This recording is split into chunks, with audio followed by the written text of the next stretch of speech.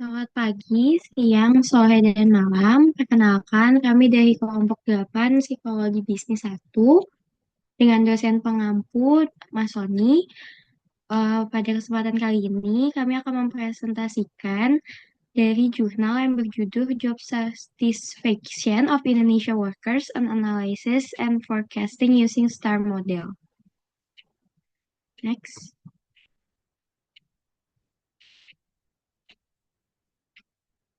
Pada jurnal ini membahas tentang indeks kebahagiaan. Tapi sebelum itu, kita perlu mengetahui definisi dari indeks kebahagiaan itu sendiri.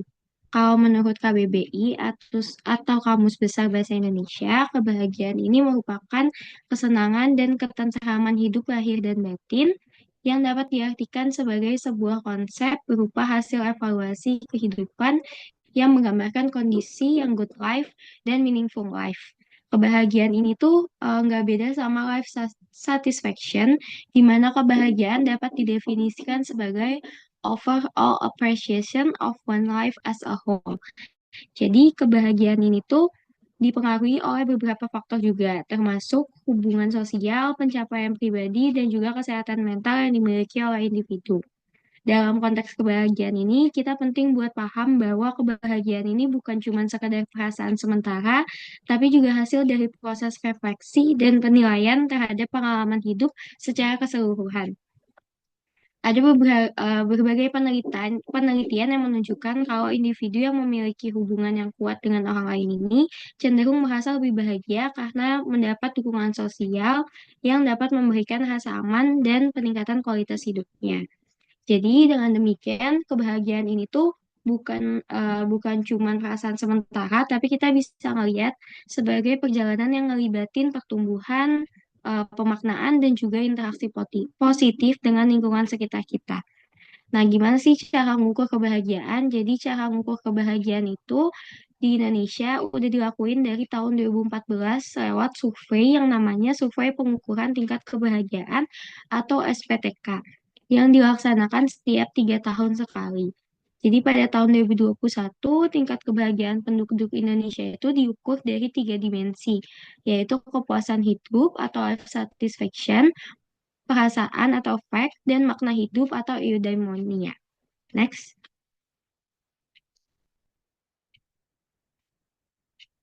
Kemudian selanjutnya, ini terdapat beberapa data perjalanan indeks kebahagiaan. Yang pertama ada dari 2012, dari survei yang dilakukan 2 kali dengan tujuan perbaikan dan uji coba instrumen dengan fokus pertanyaan terkait dengan kepuasan hidup, terutama untuk pengujian kerangka kerja dengan rujukan yang dikembangkan oleh New Economic Foundation atau NEF. Kemudian, selanjutnya pada 2013, surveinya lebih masif dengan target 11.000 responden dan estimasinya nasional. Pada 2013 ini, targetnya mampu menggambarkan kepuasan hidup penduduk Indonesia secara umum yang diukur dengan 10 indikator kepuasan. Pengukurannya menggunakan pendekatan survei yang dilakukan oleh Gallup World Poll yang ditujukan untuk menghitung World Happiness Report menggunakan ladder scale dengan kategori 0 sampai dengan 10. Kemudian pada tahun 2014, targetnya lebih masif lagi yaitu sebanyak 75.000 responden untuk mendapatkan angka indeks kebahagiaan di tingkat provinsi. Ini menggunakan 10 indikator kepuasan hidup. Kemudian pada 2017 terdapat dua, yaitu selain kepuasan hidup, kebahagiaan ini disusun dari apa yang dirasakan atau afeksi dan capaian hidupnya eudaimonia. Kemudian dimensi kebahagiaan yang diukur pada 2017 ini ada 3, yaitu kepuasan hidup, afeksi, serta eudaimonia dengan perhitungan Principal Component Analysis atau PCA. Kemudian pada 2017 dihitung dua angka indeks dalam rangka keterbandingan dengan pengukuran yang sebelumnya. Indeks yang pertama dengan kontribusi di tahun 2014 dan indeks yang kedua dengan perhitungan yang baru dilakukan. Kemudian yang terakhir pada tahun 2021, target sampel pada survei ini tuh mencapai 75.000 dengan estimasi provinsi, dengan respon rate-nya 99,5% atau 74.684 responden. Hasil indeks pada 2021 ini tuh punya keterbandingan sama yang tahun 2017, tapi nggak bisa dibandingkan dengan tahun 2014 karena nilai kontribusinya yang berbeda antar indikator yang digunakan dalam survei pengukuran kebahagiaan.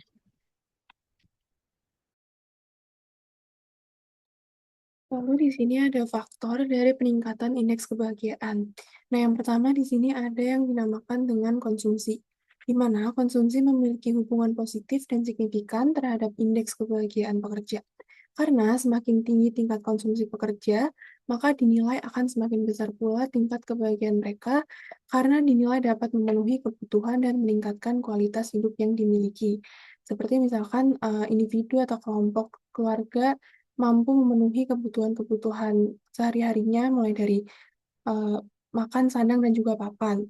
Selanjutnya ada PPD per kapita, di mana PPD per kapita ini berdampak positif pada indeks kebahagiaan.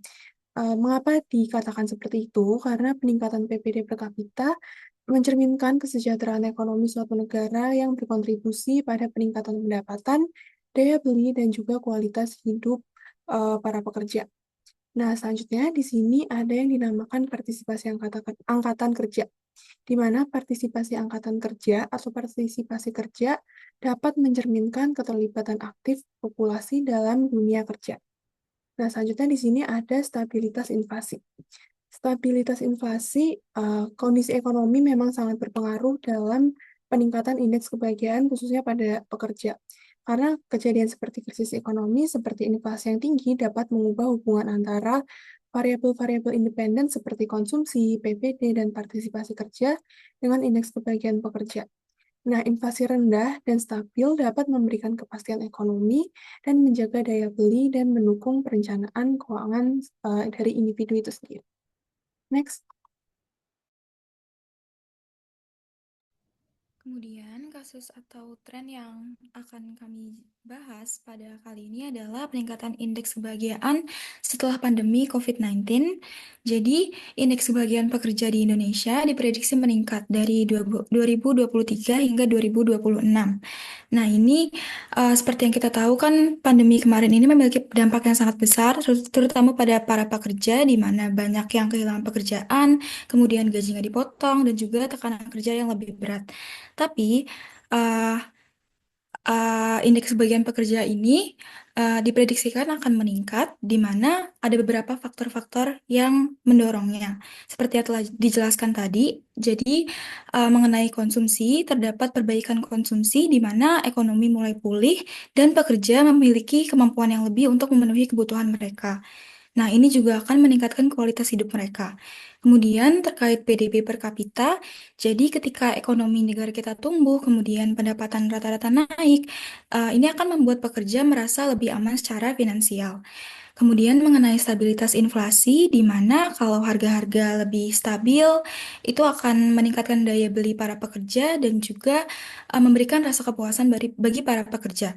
Nah, namun partisipasi angkatan pekerja ini bisa menurunkan kebahagiaan pekerja karena mereka akan lebih susah untuk melakukan work-life balance atau mem- menyeimbangkan pekerjaan dan juga kehidupan pribadi. Kemudian ada juga tantangan pasca pandemi di mana adanya dampak psikologis pandemi seperti stres, kecemasan, dan juga adanya akses yang berbeda di setiap daerahnya. Jadi memberikan peluang kerja yang berbeda juga pada para pekerja. Dan juga masih adanya tekanan kerja yang telah dibahas tadi. Nah, yang bisa dilakukan di mana perusahaan ini bisa menciptakan lingkungan yang lebih memberikan penghargaan kepada para pekerjanya. Kemudian pemerintah bisa memastikan stabilitas ekonomi dan lingkungan kerja yang inklusif, serta kita sebagai masyarakat bisa mendorong terciptanya budaya kerja yang sehat dan saling mendukung. Selanjutnya ini ada keterkaitan dengan Business Psychological Framework. Yang pertama ini ada Strategic Direction Capital. Di Strategic Direction Capital ini, pemerintah perlu menetapkan kebijakan mendukung stabilitas inflasi, menciptakan lebih banyak lapangan kerja, dan memastikan adanya perlindungan sosial bagi masyarakat. Kenapa ini penting? Karena kebijakan seperti ini itu nggak hanya membantu menciptakan kondisi ekonomi yang stabil, tapi juga memberikan rasa aman bagi masyarakat, terutama bagi mereka yang bekerja.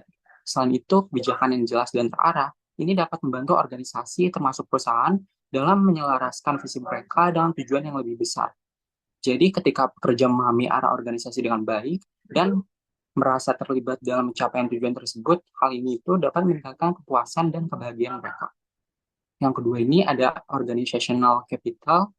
Pemerintah ini dapat menciptakan lingkungan yang inklusif dengan mendorong kebijakan yang mendukung keseimbangan antara pekerjaan dan kehidupan pribadi. Kebijakan ini itu berpotensi meningkatkan kepuasan pekerjaan karena mereka ini akan merasa lebih dihargai dan didukung dalam menjalani peran mereka ini di tempat kerja dan kehidupan sehari-hari. Selain itu, kebijakan yang memperkuat hubungan sehat antara pekerja, manajer, dan kolega juga berkontribusi dalam menciptakan lingkungan kerja yang harmonis, yang pada akhirnya ini akan membawa dampak baik bagi kinerja dan kesuksesan organisasi secara keseluruhan. Next. Yang terakhir ini ada human capital. Jadi di human capital ini, peningkatan kompetensi pekerja ini sangat penting agar mereka ini bisa menyesuaikan diri dengan perubahan, seperti penggunaan teknologi dalam kerja jarak jauh. Kesejahteraan fisik dan mental pekerja juga sangat berpengaruh pada kualitas human capital. Perusahaan yang menyediakan akses ke layanan kesehatan mental dan dukungan emosional membantu pekerja pulih dari tekanan seperti dampak pandemi. Dengan menjaga kesejahteraan dan keterampilan pekerja, perusahaan dapat memastikan bahwa human capital mereka tetap kuat dan produktif. Penerapan bisnis psychology framework ini tidak hanya mendukung kebahagiaan pekerja, tapi juga berkontribusi pada keberlanjutan organisasi dan pembangunan nasional. Dengan mengintegrasikan framework ini ke dalam strategi pemulihan, perusahaan dan pemerintah dapat memastikan bahwa kebagian pekerja pasca pandemi menjadi fondasi untuk menciptakan produktivitas yang lebih tinggi dan kesejahteraan jangka panjang. Next. Berikut tadi telah dijelaskan tentang indeks kebahagiaan dan juga business psychology framework. Nah, melalui penjelasan yang tadi dapat disimpulkan bahwa kebahagiaan pekerja di Indonesia dipengaruhi oleh faktor-faktor utama seperti konsumsi, PPD per kapita, partisipasi angkatan kerja, dan juga stabilitas inflasi.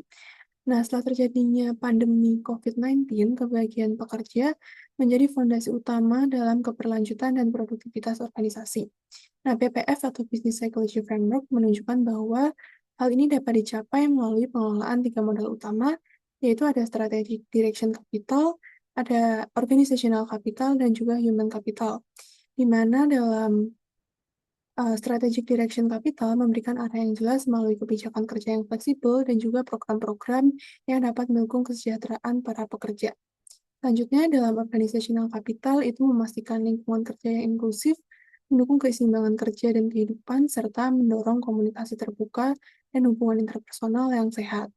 Nah, lalu yang terakhir, di human capital menekankan perkembangan kompetensi, motivasi, dan kesejahteraan fisik, serta mental pekerja untuk menghadapi tantangan baru. Melalui pemaparan yang telah kelompok coba sampaikan, di sini kami memiliki 3 saran, yaitu yang pertama adalah khususnya untuk pemerintah, yaitu soal pertumbuhan ekonomi yang inklusif untuk menjaga stabilitas inflasi, serta memperbaiki akses ke layanan kesehatan, mental, dan juga fisik. Lalu yang kedua adalah menciptakan keseimbangan antara pekerja dan kehidupan pribadi. Di sini pemerintah bisa membuat ketetapan seperti peraturan-peraturan yang memperhatikan keseimbangan hidup para pekerja sehingga para perusahaan juga bisa mengikuti dan menyesuaikan. Lalu yang terakhir atau yang ketiga adalah mengembangkan budaya kerja yang sehat dan mendukung kesejahteraan mental, di mana di sini diperlukan kerjasama dari para pekerja, para petinggi, dan juga oleh orang-orang yang memiliki kuasa lebih tinggi atau pemerintahan. Next. Berikut adalah daftar pustaka atau sumber-sumber yang kelompok kami gunakan dalam penjelasan yang tadi. Next. Sekian yang dapat kelompok kami sampaikan. Mohon maaf atas kurang lebihnya. Terima kasih. Selamat siang, selamat pagi, dan selamat malam.